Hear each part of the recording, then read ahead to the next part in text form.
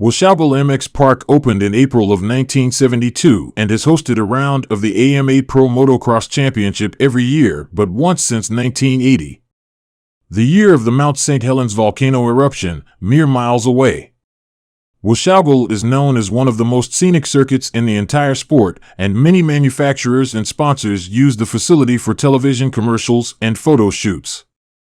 The track itself is located in the foothills of southwest Washington, amid a forest of fir trees near the WASHOUGAL River, with the beautiful Columbia River at the bottom of the mountain.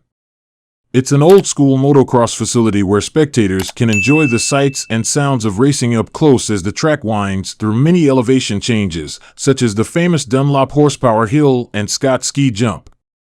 A motocross fan first and foremost, track owner/promoter Ralph Huffman worked himself into the ownership role at the facility because of his love not only for the WASHOUGAL track itself, but for motorcycle racing in general. Some say it is one of the most beautiful motocross parks in the world.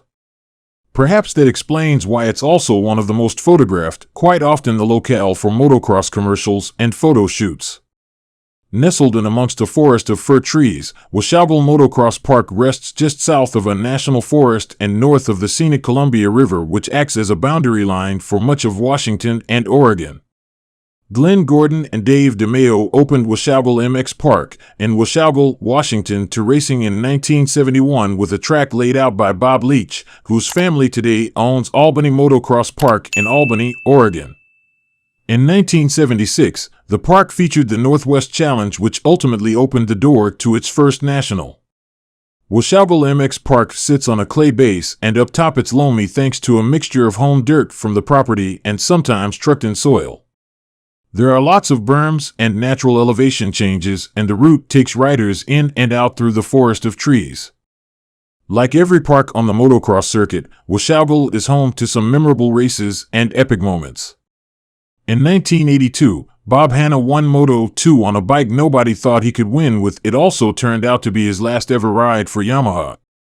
Great battles ensued between Jeremy McGrath and Jeff Emig, Doug Henry and Mike LaRocco. Ricky Carmichael also took on James Stewart and Kevin Windham. Chase Sexton was last year's winner, so it remains to be seen if he can do it again, and will stop Jet's record at this track.